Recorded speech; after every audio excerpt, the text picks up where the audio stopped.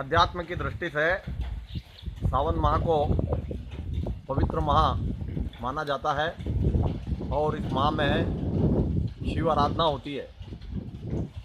भगवान शिव का जो स्वरूप है वह स्वरूप हमें लौकिक और अलौकिक जीवन में सुख, शांति और समाधि पाने के सूत्र प्रदान करता है। भगवान शिव को त्रिनेत्र कहा जाता है। उनका तीसरा नेत्र उनकी विशेषता है, लेकिन यह तीसरा नेत्र संकेत स्वरूप है और वह इस बात का परिचायक है कि प्रत्येक मनुष्य अपनी सामान्य दृष्टि के अतिरिक्त अगर यदि विशेष तौर पर किसी भी विषय पर चिंतन करता है, मनन करता है, तो उसके अंतःकरण का जागरण हो जाता है और उसको विवेक प्राप्त होता है, जिससे वह यह देख सकता है कि मुझे किस मार्ग पर चलना है और किस मार्ग को मुझे त्याग देना है। वास्तव में यह जो तीसरी दृष्टि है, यह तीसरी दृष्टि मानव मात्र के पास सद्मार्ग के पथ प्रदर्शन के लिए है और यही तीसरा नेत्र भगवान शिव के स्वरूप से हमें प्रेरणा देता है। भगवान शिव के पास में त्रिशूल होता है। उस त्रिशूल में 3 फन होते हैं, तीनों नुकीले होते हैं। यह त्रिशूल के तीनों जो फन है वह हमें तमोगुण, रजोगुण और सतोगुण का बोध कराते हैं और ये तीनों प्रकार के जो गुण हैं, यह गुण मनुष्य को उसके जीवन को सार्थक करने की प्रेरणा देते हैं। जब कभी भी जीवन में कोई ऐसा विषय आ जाए जिससे मनुष्य द्वंद्व में पड़ जाए, तो उसे इन तीनों गुणों के माध्यम से अपने जीवन को संतुलित कर लेना चाहिए।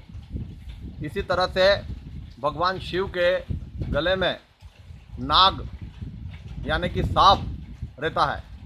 यह सांप उस सांप प्रजाति का प्रतिनिधित्व करता है जो पूरे संसार में विद्यमान है।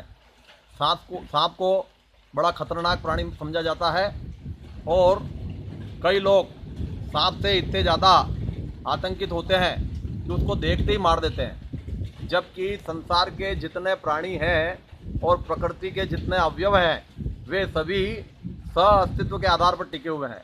सांप की अपनी उपयोगिता है।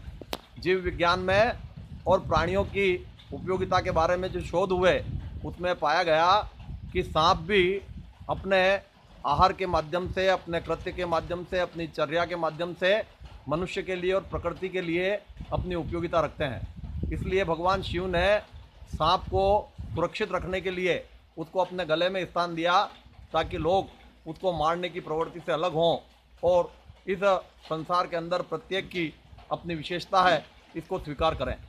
भगवान शिव का परिधान या तो मृग की छाल है या फिर केवल भस्म उनके शरीर पर लगी हुई रहती है।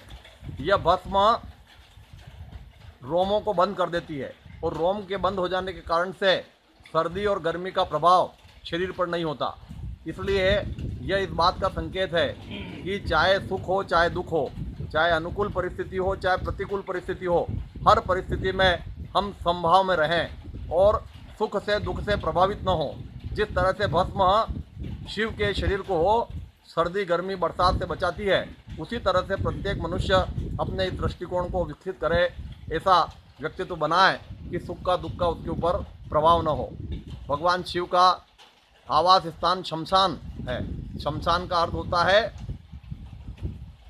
जीवन की अंतिम परिणति का स्थान और जिस व्यक्ति को इस मृत्यु का बोध होता है वह व्यक्ति कभी भी जीवन में एक पल को भी नष्ट नहीं करता, न उसका दुरुपयोग करता है। शमशान को वैराग्य के प्रतीक रूप में भी माना जाता है और जब व्यक्ति सांसारिक क्रियाकलापों में लगा रहता है तब वह मोह माया में डूब जाता है और जब वह शमशान घाट पर किसी भी शव यात्रा में भी जाता है तब उसके मन के अंदर इस मृत्यु का बोध होता है और उसके मन में वैराग्य का भाव आ जाता है।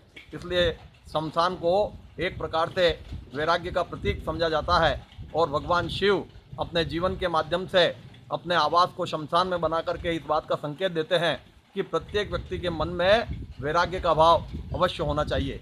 इसी तरह से भगवान शिव के जो पूजा पद्धति है, यद्यपि वे भगवान आशुतोष हैं, किसी भी प्रकार से यदि उनके प्रति श्रद्धा भाव रखें तो वे प्रसन्न हो जाते हैं। लेकिन बिलपत्र उनको चढ़ता है जिसमें 3 पत्तियां होती है, और वह 3 पत्तियां इस बात का परिचायक है कि धर्म, अर्थ और काम, इन पुरुषार्थों की साधना मनुष्य करे ताकि चौथा पुरुषार्थ मोक्ष का मार्ग स्वतः प्रशस्त हो जाए। इस तरह से भगवान शिव को धतूरा और भांग भी चढ़ता है। धतूरा और भांग चढ़ने के पीछे कई नशेड़ियों ने इस प्रकार का बहाना बना लिया कि भगवान शिव को चढ़ाई हुई भांग हमारे लिए प्रसाद स्वरूप है, जबकि वास्तविकता यह है कि नशा मनुष्य के लिए अभिशाप है। वह उसके धन को, उसकी प्रतिष्ठा को, उसके स्वास्थ्य को, उसके जीवन को नष्ट कर देता है। इसलिए भगवान शिव ने अपने आप को प्रस्तुत किया कि धतूरा और भांग मेरे यहाँ आकर के आप चढ़ा दो और उसको तिलांजलि दे दो। इसलिए नशा मुक्ति का संदेश इसमें छिपा हुआ है। भगवान शिव को नीलकंठ कहा जाता है। नीलकंठ इसलिए कहा जाता है कि उन्होंने समुद्र मंथन के बाद जो जहर और अमृत निकला था उसमें से जहर का पान उन्होंने कर लिया था, लेकिन जहर का पान करने के बाद भी उसको उन्होंने उदर तक उतारा नहीं, बल्कि गले में ही उसको रोक लिया। तो यह इस बात का संकेत है कि इस संसार के अंदर जितनी भी मनुष्य के लिए घातक प्रवृत्तियां हैं, उन प्रवृत्तियों को हम ग्रहण करके उसको गले से नीचे न जाने दें, उसको जीवन का भाग न बनने दें और उस प्रकार के विष से इस संसार को बचाए रखें। अर्थात अगर यदि कोई ऐसी विषैली परिस्थिति हमारे सामने है, कोई विकृति हमारे सामने है, कोई जहरीला प्रसंग हमारे सामने है, तो उसको हम ग्रहण कर लें और अपने जीवन का भाग भी उसको न बनने दें, और साथ साथ उससे लोग को नुकसान न हो उसके लिए भी हम उसको धारण करें। भगवान शिव ने उस जहर को ग्रहण किया, केवल गले तक स्थिर रखा और संसार को उस जहर से बचाया। इस प्रकार से लोक कल्याण की भावना उसमें निहित है और इसीलिए भगवान शिव को नीलकंठ कहा जाता है।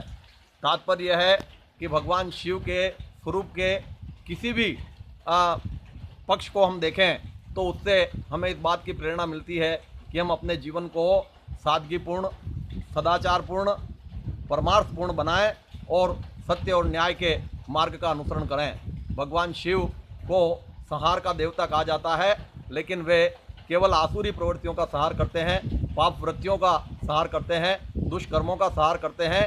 जो मनुष्य मानवीय गुणों से संपन्न होकर सद्मार्ग पर जीवन बिताता है उसका वो संरक्षण करते हैं। इसलिए भगवान शिव की इस सावन माह में जो आराधना करता है उसका जीवन निश्चित रूप से परिष्कृत होता है, मानवीय सद्गुणों से परिपूर्ण होता है और वो जीवन के ध्येय को समझकर उसकी ओर आगे बढ़ता है। आओ हम सब इस सावन माह में भगवान शिव के व्यक्तित्व, उनके स्वरूप पर चिंतन करें, मनन करें, उनकी आराधना करें और अपने जीवन को सद्मार्ग पर आगे बढ़ाकर मनुष्य जीवन को सार्थक करें।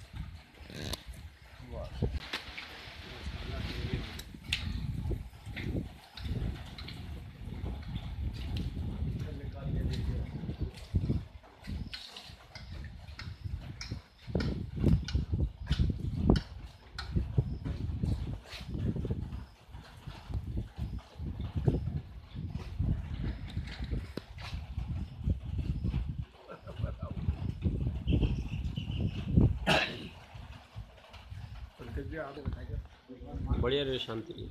हाँ, ताकि जल्दी क्लेम निपटा।